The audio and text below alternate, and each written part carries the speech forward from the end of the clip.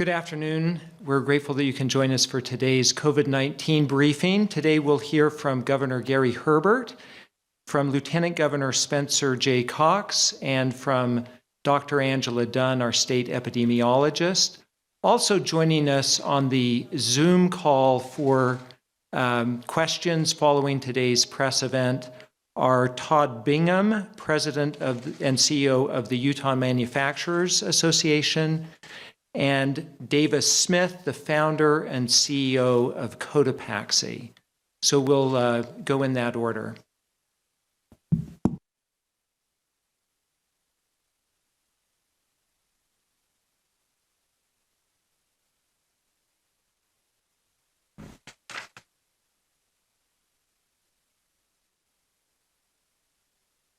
I hope everybody can see our new fashion statement. Utah specific masks. Put that over here. I don't lose it. Thank you, Paul, again for setting this up for today, and thanks to everybody who's watching and listening. We appreciate your attendance here today as we give you our daily briefing here on the coronavirus issue in the state of Utah. First, I'd like to, as I always do, thank the people of Utah for their cooperation, for the work that they've done in being diligent and following the directions we've outlined to help us slow down and eventually stop the spread of the coronavirus. We appreciate the work that people have done. As you know, our first objective was to make sure that we did things in such a way that we would not have an overwhelming of our healthcare system. You can imagine if everybody had this pandemic and our hospitals would not be able to take the numbers of people that would be required to have healthcare services, it would be a real problem for us. And we found around the world that those who, in fact, overwhelmed the healthcare system had increasing sickness and fatalities. So, again, we credit the work of the people of Utah in helping us to make sure that that didn't happen. And really part of what we're doing really is managing risk, making sure that we do it on our timeline rather than the virus's timeline and have the proper outcomes. This has allowed us, by the way, to build up capacity. And I'll give you some numbers here in a few minutes, but you can see that what's happened over the last 6 weeks has been pretty remarkable, what we've been able to do, thanks to the work of the people of Utah in helping us by following the directions that have been outlined and actually slowing the spread and not overwhelming our healthcare systems. Two major keys have been really preventing future spread of what we call testing and tracing. We've talked about testing ad nauseum. We're trying to get everybody that certainly has any symptoms to be tested. That's the first priority. But we're getting to the point where we have the ability to take others into the system too. We have the ability to test 6,000 people per day. We're not reaching that. We've reached that and a little bit more on some occasions, but we're still falling far short of that number. And so there's need to have more people to get tested. And we have the capacity, in fact, to do the laboratory work of 9,000 per day. So we need to have more testing to equal the capacity we have, in fact, to do the lab work. We have, in fact, in that effort, we now have been able to set up 62 different testing sites around the state. If you remember when we started, we just had 3 or 4. So 62 now and growing. We've been able to process over 102,000 tests to date, maybe more with the latest numbers. We have 3 mobile test collection sites. For example, we've deployed one down to the Navajo Nation to help with their unique challenges there on the reservation to get testing done, and we're going to be able to deploy that in other areas of hot spots where there's needs to have maybe more specific direct contact with people. That's going to help us again as we work towards reaching our processing capacity of 9,000 per day. So we still have more to do there. Announcement yesterday at the University of Utah with the ARUP folks, who've been one of the largest labs in the nation, headquartered here really in Utah. They've announced that they're going to put out a new antibody testing system, a blood test. And we have all random prevalence and incidence studies that we're doing now. This will allow us to find out who has had the COVID-19 virus and test and see what their blood tests show that they've had it in the past. We think this will help us as we go forward, find out whether people have immunity from this as they go forward. If you've had it once, will you get it again? And so, again, we appreciate this new expanded opportunity with ARUP. They'll be able to do 20,000 tests of those per day is their capacity. So testing continues to be a big issue. In addition to that, I'll just remind everybody that we have 1,200 state volunteers that have been repurposed to help us with tracking and tracing. And when somebody's contacted that has the COVID-19 virus, we have the ability now to go out and find out who they've made contact with to warn them that you've been in contact with somebody who has COVID-19. You may want to watch yourself, get a test, and that's going to help us, again, identify and isolate those who may be have the virus. Along with that, we've added our new unique mobile app, which has received great reception. We have over 30,000 that have done this. It's a volunteer thing. You can download the Utah Healthy Together app from Google or from Apple. And we have other states now that are looking at our app because they think it has some function capability in their own states. Our ability, again, to track people and trace them and make sure we know who they've come in contact with. Or if you come in contact, if you have the app, it'll notify you that you came in contact at a certain location with somebody who had the COVID-19 so that you can be watchful and get tested. Consider what we've done with our medical capacity. I talked about that a little earlier, but we've created isolation and quarantine sites throughout the state. We have hundreds of beds. In fact, that's the good news. We have hundreds of beds that have been designated for this specific purpose of isolation and quarantine. We worked with our hospitals that we have now really a coordinated standard of crisis care if necessary, so we have capacity.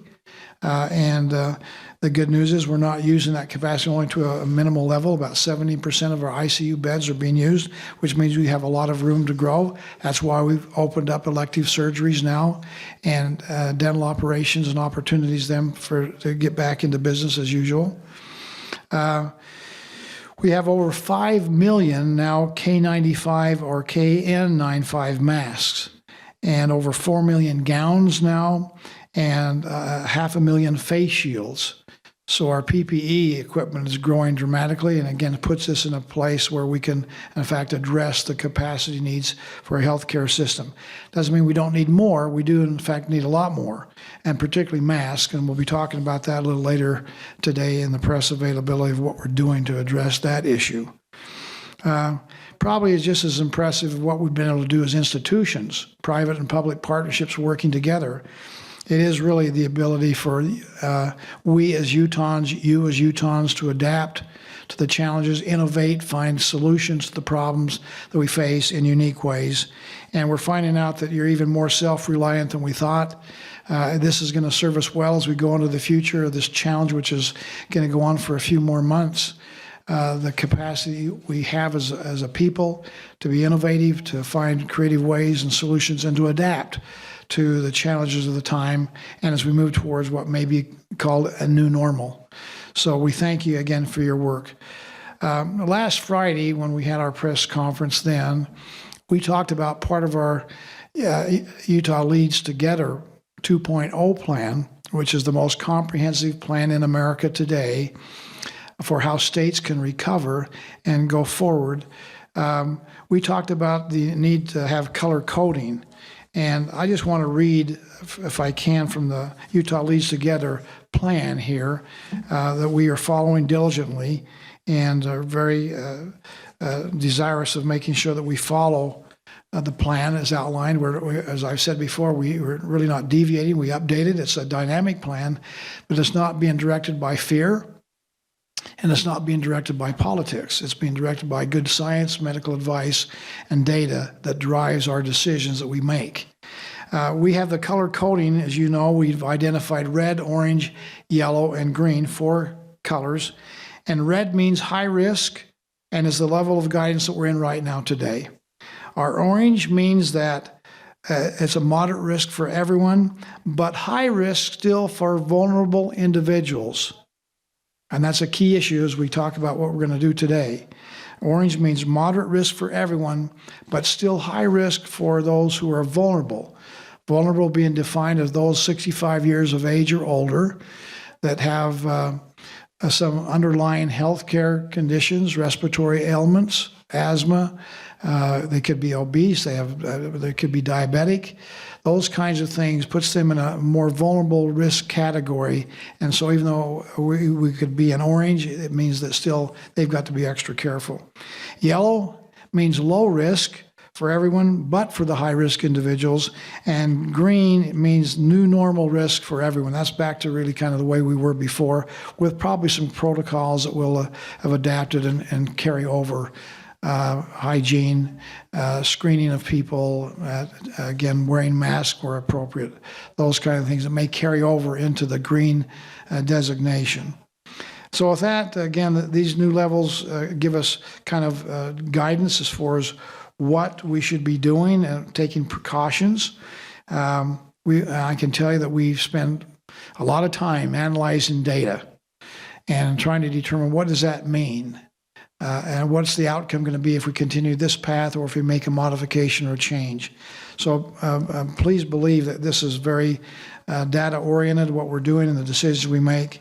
Again, I appreciate the fact that when we ordered the directive on March 27th, the stay safe, stay home directive, because of the high risk we're in, the fact that we've implemented that and people have been good to follow that, here we find ourselves a month later in a very good situation to move ahead. So, with that being said, let me just say, after reviewing the data that's come out of the Department of Health on a state level, and upon recommendations from the Public Health and Economic Emergency Commission, we are going to make this announcement today that Utah will transition from moderate risk to orange, or excuse me, let me say it again. We're going to announce that Utah will transition today from our red color, high risk, to moderate risk or orange as of this Friday, May the 1st. So that's going to be the transition and the change. That's good news on many levels. I'll explain some of that in a minute. But let me also, at the same time as we move from red to orange, from high risk to moderate risk, that we make sure that people understand this is not going back to business as usual. We're not to that point yet. That would be in the green stage. This is our second level, red to orange. It means that we still have risks for COVID-19. It's out of an opportunity for us to, in fact, open up more economic opportunity that we're doing this. And it will only maintain itself at this new orange level if we have continued vigilance. So the onus is really on all of us to continue to do what we've been doing, even as we open up opportunities economically for expanded operations, and I'll identify a few of those here in just a minute. Maintaining this trajectory and not slipping back to high risk is really all of us' responsibility. Mine, yours, ours. We need to make sure that we continue to exercise, stay safe, stay healthy, stay strong in our efforts as we exercise great care in our social interactions and exercise precautionary measures when we are in public. That will not stop. That will continue, in fact. We're going to share some more details over time, maybe a little bit even more tomorrow, on how businesses that have been affected can reactivate their operations. But let me just share a few recommendations here today. First, on individuals, again, we would invite you and encourage you and really plead with you to, in fact, follow the recommendations that we've had in the past. For example, our actions really as individuals is not going to change much going from red to orange. We still need to take precautions, stay 6 feet away from other individuals as we have social distancing. It's still going to be a way of life. Again, we need to wear a face mask whenever possible. Again, particularly if we're interacting with people. Again, we'll talk more about face masks in a minute, but it is something we need to do. I am a little disappointed when I go into the grocery store and do shopping for Jeanette and we have a mask on when we go in, and the employees have masks on, but too many of the customers don't have masks. So please, if you haven't been doing it, start doing it. Those who have been doing it, continue. We need to have more mask wearing as we move to this next area. It may be more of an issue now as we're opening up opportunities to visit retail operations and more capacity that we've had in the past to make sure that we, in fact, take those precautions. Handmade mask or a bandana will work, so it's not hard to do. We still encourage people to work from home whenever possible, telecommuting. We're finding that our technology today allows that to happen, and in some instances, I've heard that even the production has been up as opportunities to telecommute and work from home and remote locations. Still, stay home is the best place to be, but we are not restricting travel like we did before. You can interact with each one, virtually, and we have technology that's made it a little more tolerable than it would be otherwise. Certainly limit your out-of-state travel. Quarantine for 14 days upon returning if you've been to a high-risk area. That's prudent on your part to check, make sure you don't have the virus, and also protects those around you. Continue to social distance. We are opening up parks. Our state parks are opened up now. We're going to be working with our federal folks to open up Lake Powell. We hope as soon as May 1st. That's yet to be determined, but we hope to have that recreation area opened up and by the first part of May, and that'll be a great opportunity to do some summer recreation. But again, we would encourage people to practice the social distancing. So again, avoid large groups. If you're at our parks, avoid large groups. Probably will have limited access to some of our parks. Don't go play on some of the playground equipment. That's still off limits for young people where they congregate, and hard surfaces, not a good place. If they want to run around on the grass and do some other things, that's okay. But just use some common sense and don't let your children play on some of the playground equipment. Still, shopping is going to be opened up, but we still recommend that you shop, infrequently. Try to combine your trips so that you're not there all the time, and limit those as you are able to, and maybe one time to the grocery store a week as opposed to 3 times a week. Additionally, we'll just remind people schools are still closed. Carry out and home delivery from our restaurants is still strongly encouraged, but dine-in services may be made available now with our restaurants if they follow appropriate protocol, making sure that there's distancing requirements. That means maybe a reconfiguration of tables and a respacing of chairs so that you can maintain that 6 feet of social distancing that's required. We would expect restaurateurs, owners of these restaurants, to in fact screen their employees when they come to work every day on each shift, check to see if they have temperatures, and make sure that they're wearing masks themselves. And we'd encourage them to screen their customers when they come in through the door too, to see if they have a temperature or any symptoms. And if they do, then they would say you can get some curbside service, but you can't dine inside. Those are the precautions that we would request that you make in order to, in fact, move to dine-in services. Again, I think this will be an evolution as we learn. And of course, we want to continue to have our customers and everyone practice good hygiene of washing your hands, covering your face, your coughs, the things we've talked about in the past, making sure, again, that surfaces on restaurants and other retail outlets, make sure that you're cleaning your surfaces, your hard surfaces, your doorknobs, your rails. There ought to be plenty of hand sanitizer for customers as they come in to sanitize their hands. And masks may be made available for those who are not eating, if it's an eating establishment. Again, those things we need to continue and maybe amplify over what we've been doing in the past as we now start to open up our economic opportunities. Again, I think that's a pretty good guide, and we'll have more of this probably opportunities for some of our business directions in the past. And I'm going to sum up here in just a minute.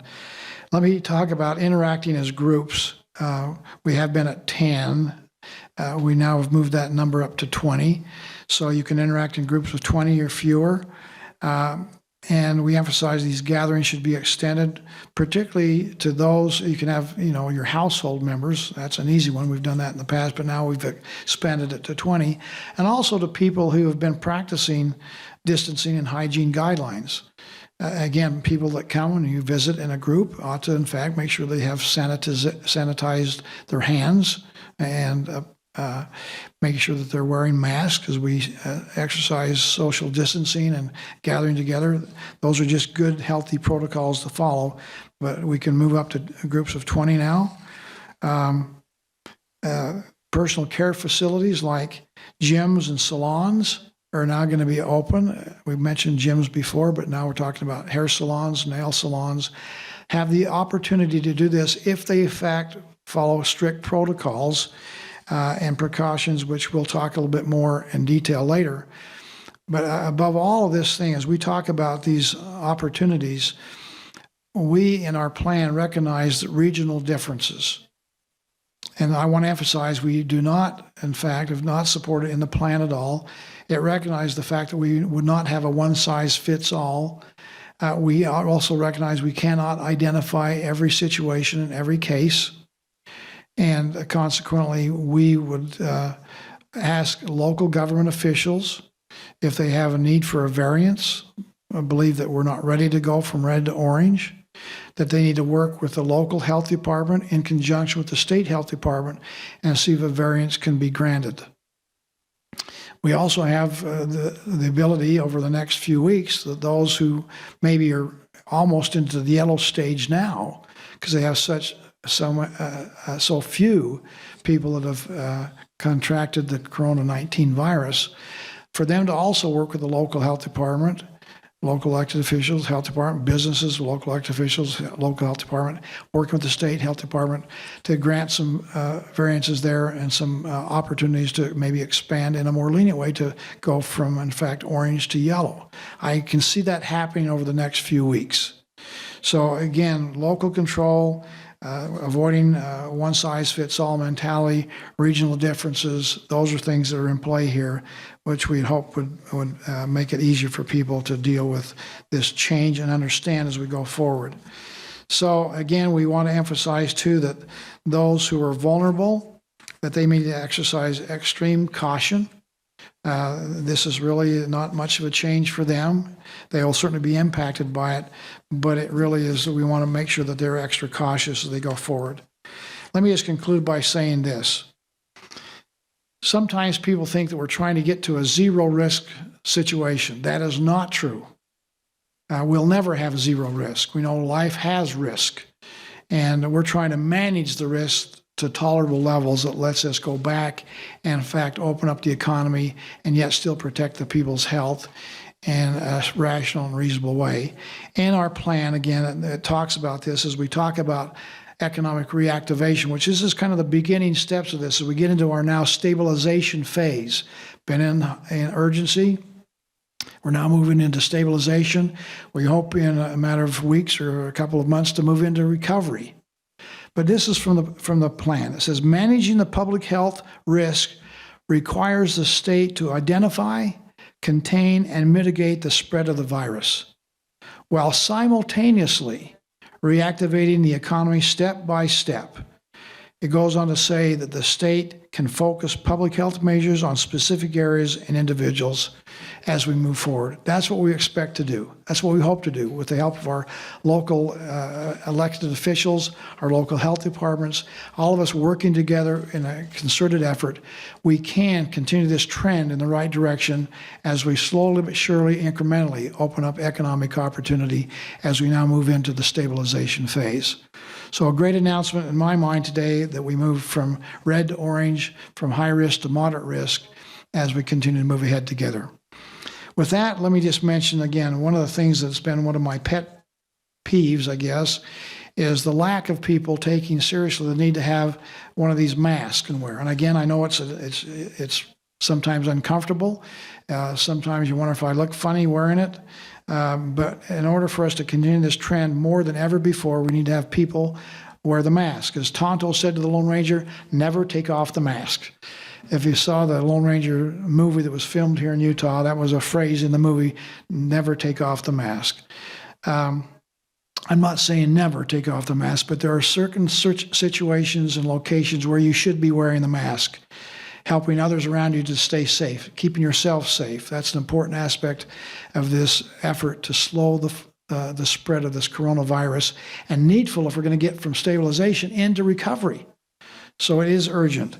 That's why I'm excited to announce today the launch of what we call A Mask for Every Utahn, which is a new project designed to provide an additional 2 million masks to help protect the health of Utahns through this COVID-19 pandemic. Again, I'm pleased to have the Lieutenant Governor come and talk about this. He's the chairman of our COVID-19 task force. He's done a great job in helping prepare us the plan that we have in place, again, in large part because of the work of him and his group, his great leadership. And so I want him to come in and talk about this new addition we call A Mask for Every Utahn and how that's going to function. So, Lieutenant Governor Cox, if you'd come forward. Clean off the podium.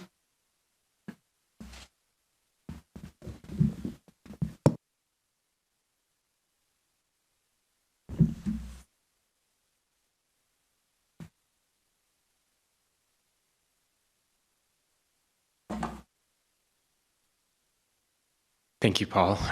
Ladies and gentlemen, thank you for joining us today. Governor, thank you for those remarks.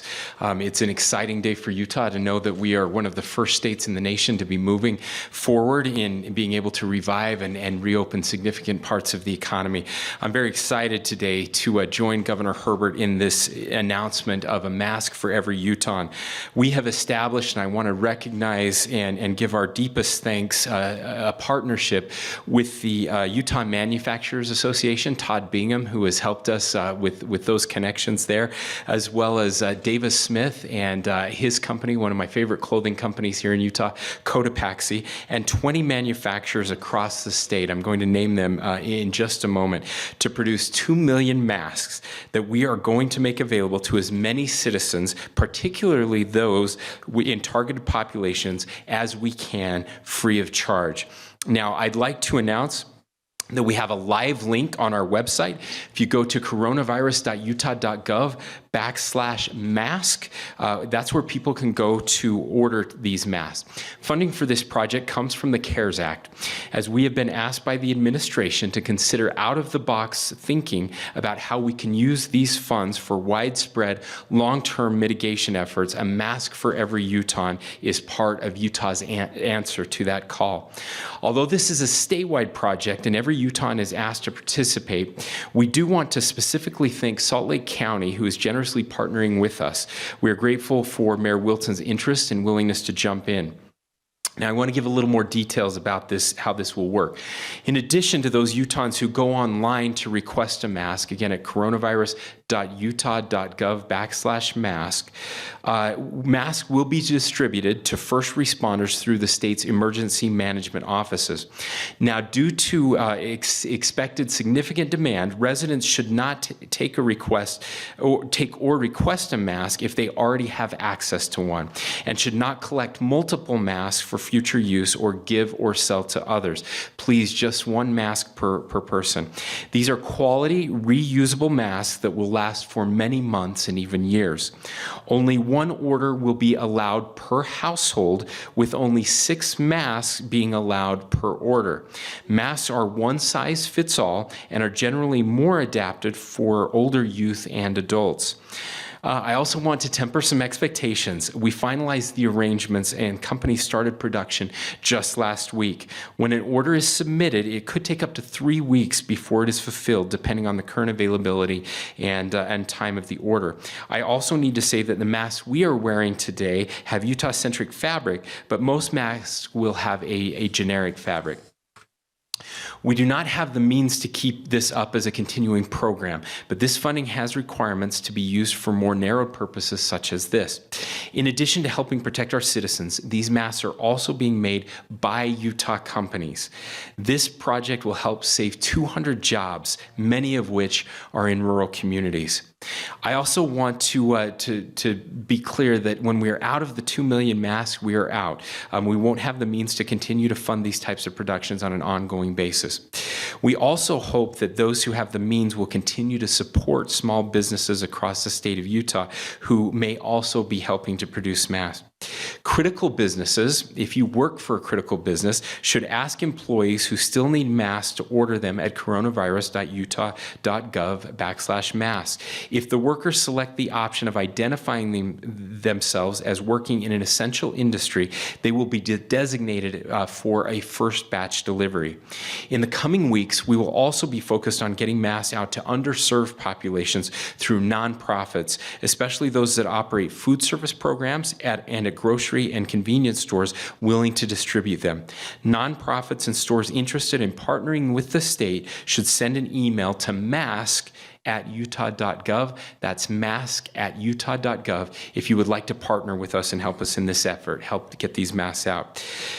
This is a sign of progress towards a temporary new normal as we wait for medical interventions and vaccines to come online.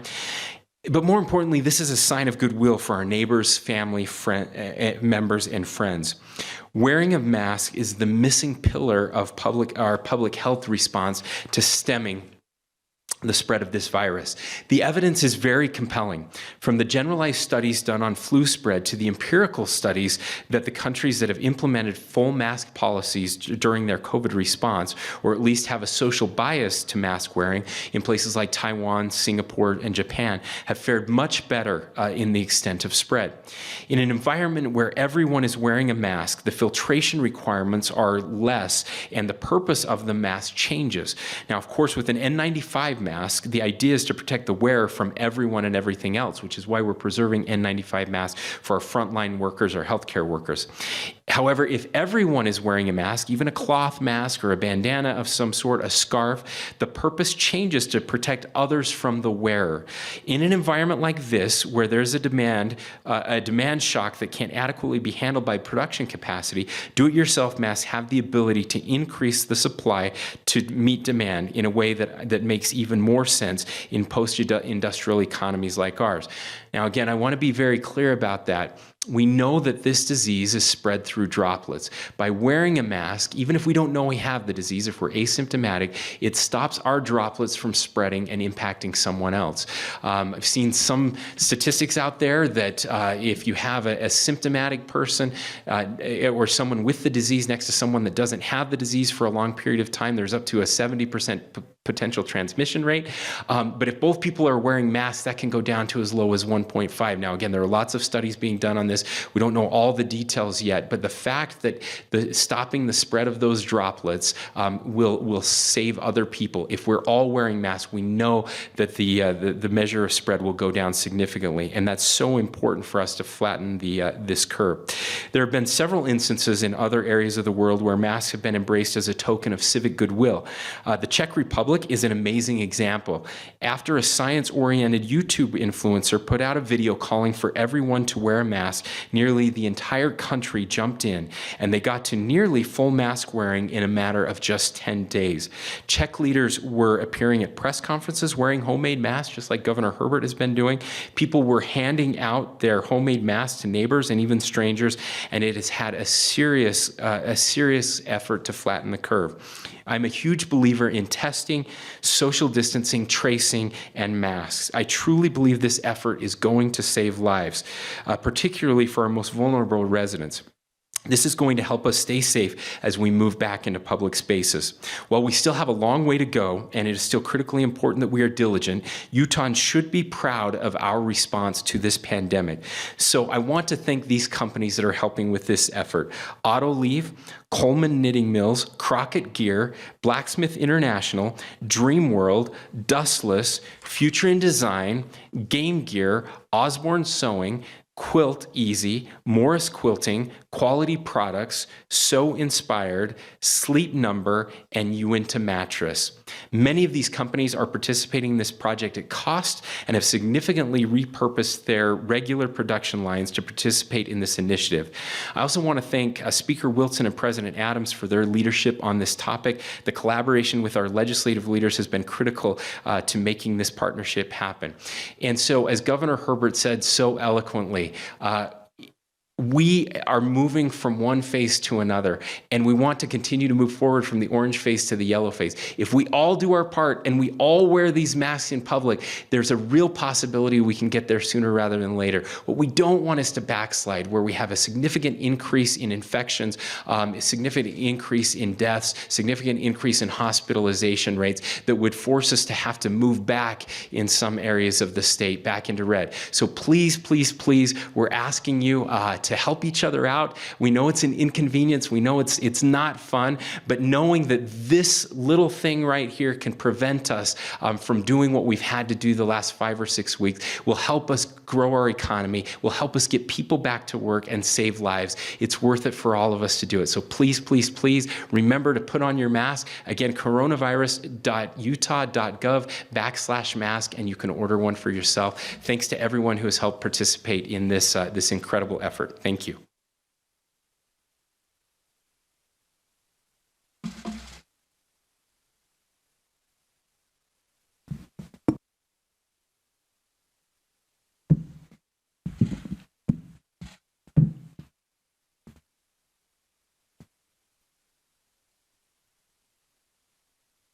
All right, thank you, Paul. Okay, so for the situational update today, we have 4,343 cases of COVID-19 in Utah. That's an increase of just 110 from yesterday, or a 2.5% growth rate. We've tested over 102,000 Utahns for COVID-19, an increase of 2,244 from yesterday, and we now have a 4.2% positive rate overall. We did increase the number of hospitalizations by 21 yesterday, so we now have a total of 370 hospitalizations due to COVID and a total of 45 deaths due to COVID-19. That is an increase of 4 from yesterday. All deaths were in individuals who are residents of Salt Lake County. 3 of the 4 were older than 60 years old. 1 was an older adult less than the age of 60. 2 were long-term care facility residents, and the others were hospitalized at their time of death. They all had underlying medical conditions. And now I believe we'll open it up for questions for anybody who spoke today.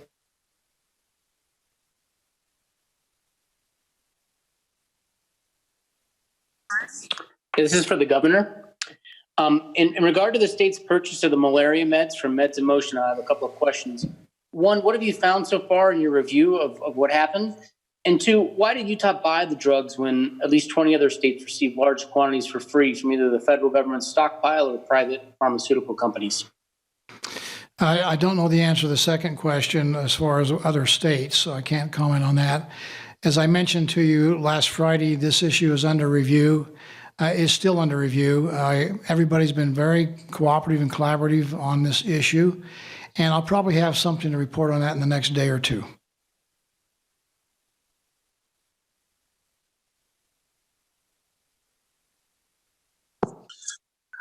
This is a question for Dr. Dunn. This is Rick Aaron from ABC4 News. 7 of the reported deaths, of the 45 deaths in the state, have reportedly come from the same assisted living facility in Mill Creek, Highland Cove Assisted Living. Can you confirm those 7 deaths, and what can you say about the situation at that facility? Sure. So we're not releasing the facilities' names for our deaths or outbreaks. Those are being handled very proactively by our healthcare associated infections team and our unified command team. For all of our long-term care facility outbreaks, if we have one individual who has suspected COVID-19, our team goes in with our mobile testing unit and we test all residents and staffs regardless of symptoms for COVID-19. And then we put in place infection control measures such as cohorting the patients who have COVID and they have assigned dedicated staff to them, in addition to looking for potentially other locations if they're not able to cohort the patients, other locations where the patients can go and be taken care of. So those types of interventions are taking place throughout Utah, and every time we have a case in a long-term care facility.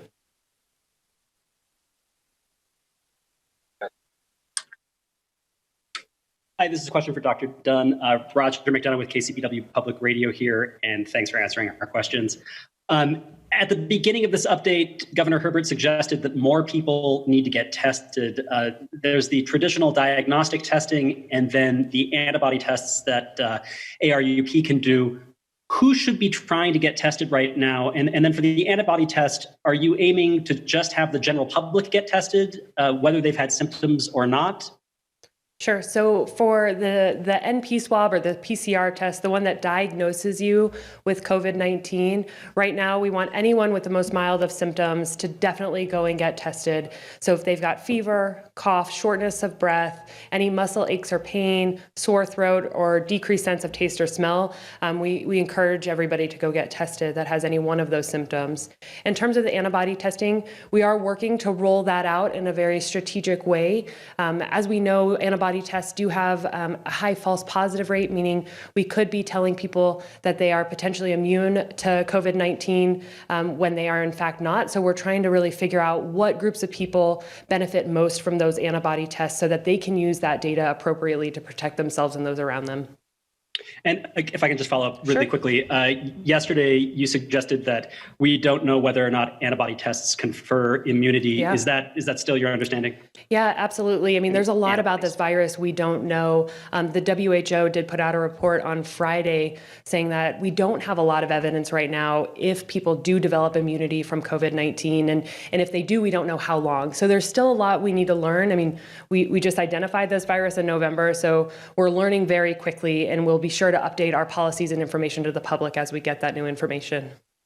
Thank you.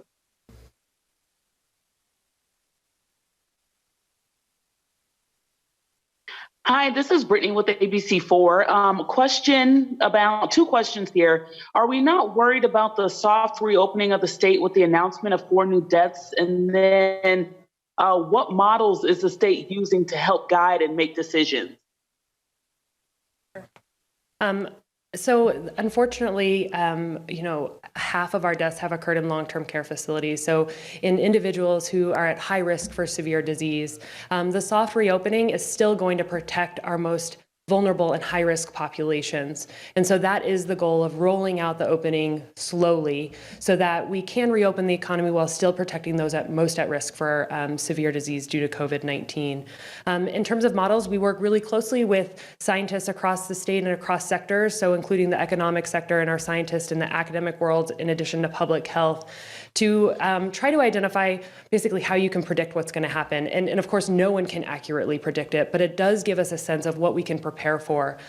So right now, we have been seeing a flattening of the curve, and this slow reopening is a good idea. And in order to continue to see that flattening and even a decrease, we're going to rely on all of us individuals to continue to social distance where possible, wear a mask when you're not social distancing, and of course, staying home if you are at all sick or have been around someone who's sick. And that'll make sure that we can continue to protect the most vulnerable while seeing a decrease in cases. Brittany, this is the governor. Let me just add to what Dr. Dunn has said. This really is a challenge to balance the appropriate thing to do. As I mentioned to you from our plan that we've spent weeks in developing our task force and some of the brightest minds in the state, as I read to you, it says managing the public health risk requires the state to identify, contain, and mitigate the spread of the virus, which we are doing and have done, while simultaneously reactivating the economy step by step. That's what we're doing now. It's the second part of the equation, and they are not mutually exclusive. Let me just reemphasize, we're going from high risk to moderate risk, except for those who are in the most vulnerable populations. For them, it's still high risk. Going from red to orange means for the vulnerable populations, nothing has changed. And all of us around them, our loved ones that are maybe senior citizens that are concerned or have an underlying health condition, we need to be extra careful in what we do with them and for them. So again, trying to thread this needle and find the right appropriate balance is a hard thing to do. But I think we've done it in the past, and as we move to this new designation, we can continue to do it with making sure that our vulnerable populations, they need to be extra cautious. They're still at high risk, even though we're into the station of orange.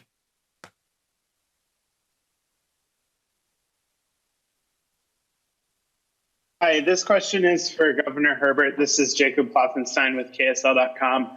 Last week, you had mentioned that you were asking for a recommendation from the Public Health Emergency Economic Commission, asking for a recommendation regarding, looking at those at-risk populations as they're going back into the workforce. And so as we're looking at, transitioning to this soft reopening of the economy on Friday, has that recommendation come back yet from the commission?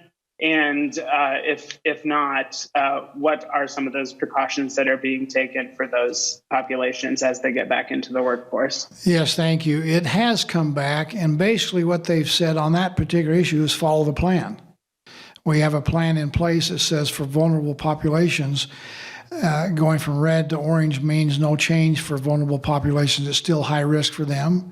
And so the same precautionary steps we had under color red are the same precautionary protocols we have under orange for our vulnerable populations.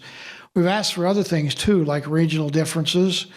We've asked for some review of what they changed to have protocol for dine-in restaurants, where they had 10 feet was what our distance was in the plan from table to table. They shortened that to 6 feet. We've gone back and said there should be a recommendation to have 6 feet of space between the customers in the building, and you can't do that if the tables are only 6 feet apart. I think they meant to have a space of 6 feet from customer to customer, person to person. So we've recommended a modification of their original recommendation, which I understand they've agreed to change the wording. So we're having dialogue back and forth. They are, in essence, following the plan that's already in place with some refinements as far as encouraging us to open up now, and timing is probably the biggest thing that they're talking about. So it's working very well. Thank you.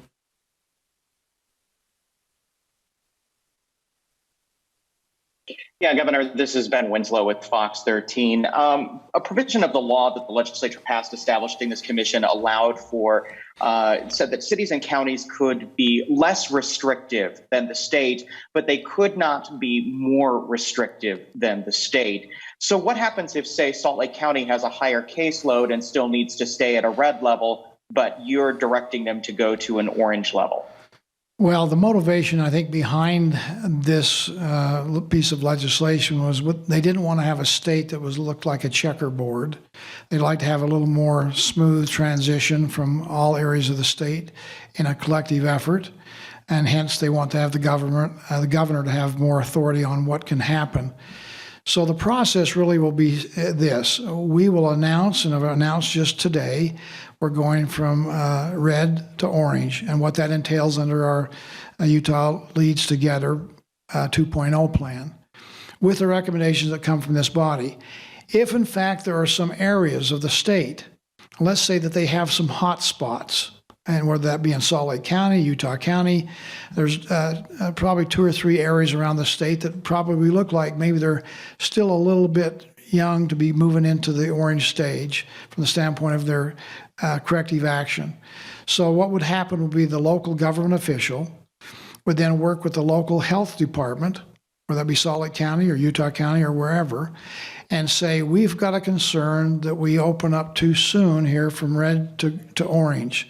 And we would like to have the ability to maybe keep this in red as we address some specific issues here for the next week or 2 weeks. They would then work in conjunction with our state health department, which I would be working with, and we'd make a decision on that to grant them that variance from our overall statewide directive. So that can happen. I expect that it probably will happen. We have a lot of businesses out there that probably have questions. Certainly, we have 245 cities and 29 counties. I'm not going to be able to deal with all of them. And so, again, the protocol will be local government, and businesses, work with the local health departments, which will work with the state health department to answer any questions, give any directions, or answer whether we'd be willing to give them a variance of going from red to orange. And that will happen, I think, in an orderly fashion, and we'll probably be able to get to the right outcome, even though it may not be a one-size-fits-all for every place in the state. Likewise, I'll just add, for those areas of the state that say, you know what, we're not only good with orange, but we think we're good to go for yellow. Again, maybe that'll come sooner than later for some parts of the state. So they too can make a request with their local health department officials working with the state and say, we think on June 1st we should go to yellow. And that could also be granted and working with them to in fact enhance economic opening in some of the respective counties, some of the regions of the state that are not as hard hit with the coronavirus.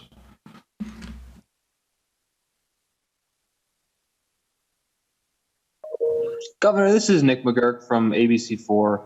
This has been such a difficult time for Utahns and everyone around the country.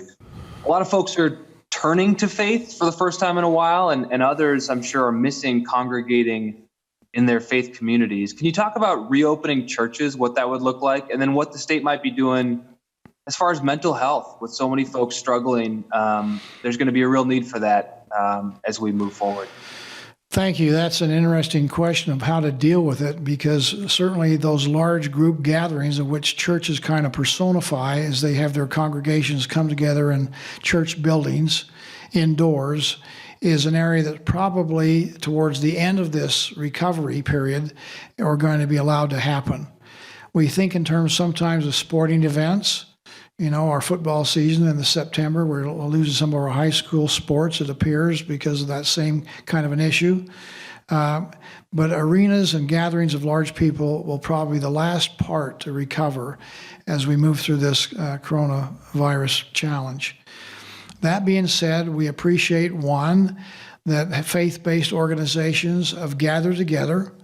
We had really a worldwide prayer and fast weekend that many people participated in, asking for help and guidance from outside of ourselves. And I think it's helped. It's helped me. I think it's helped many people out there adjust to the challenge that we face and provided enlightenment that we need to have and comfort and strength that we all need to have. So I appreciate that that's been led by our faith-based organizations throughout the world, and certainly here in Utah has been really a cornerstone of that effort.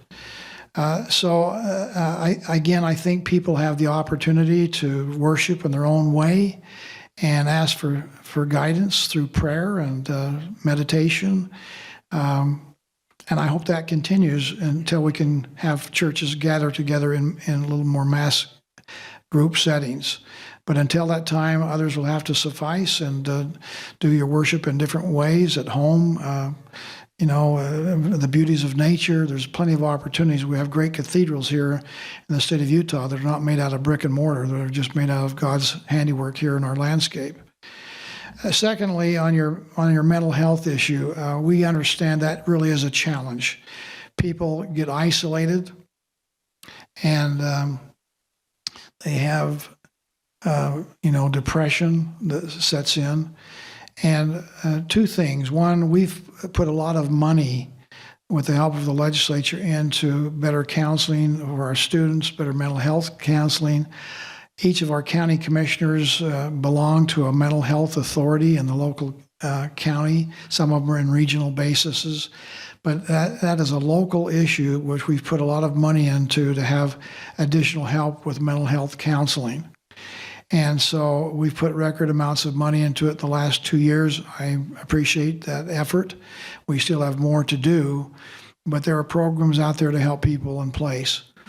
But just as important, and maybe more important, is for those of us who are neighbors to people that are isolated and shut-ins, whether they be people with physical ailments that have maybe mental health challenges too, senior citizens, those that have disabilities.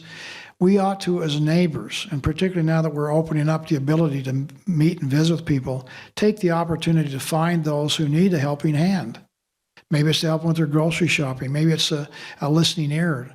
Maybe it's somebody just to commune with and talk about the issues of the day, whether it be politics or the lack of sports. There's a lot of topics, that we can be talking about. But all of us ought to take the assignment to find somebody today and find another person tomorrow that we can help. And if we all did that, we would certainly see a shrinking in the mental health problems that are out there. Now, with opening up with what we're doing today, we hope that will help mitigate the issue too. But all of us have a role to play. Government's done a lot, got programs in place with our counties.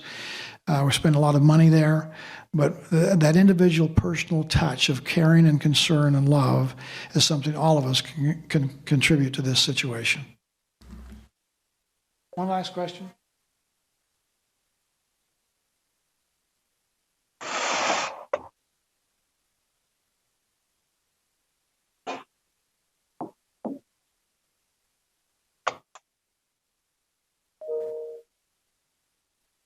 You say John?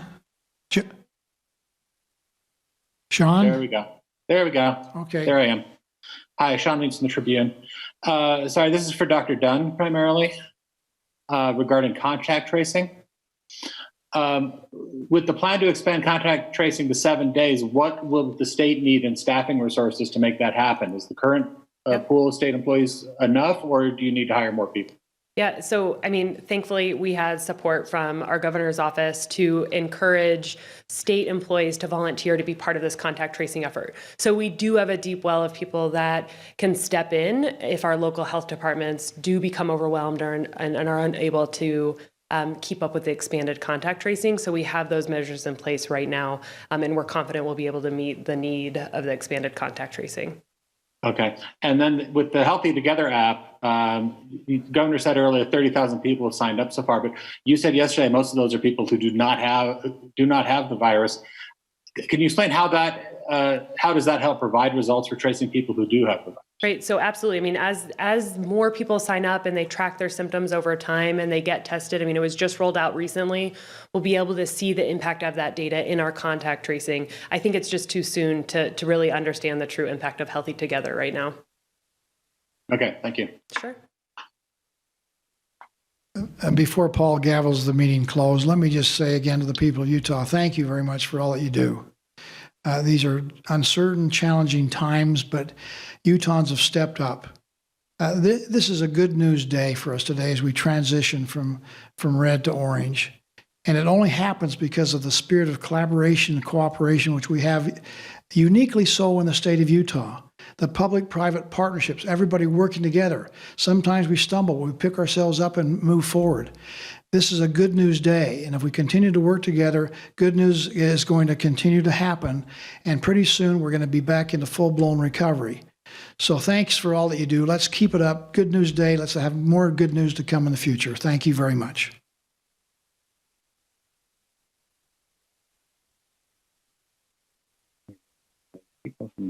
Thank you, Governor, and grateful to see that we're able to move from red to orange. We are going to have, for the reporters that are still on the line and on the Zoom call, Todd Bingham, President and CEO of Utah Manufacturing Association, and Davis Smith, the founder and CEO of Cotopaxi, are available to answer questions about the Mask for Every Utahn program. Thank you very much. We'll see you tomorrow.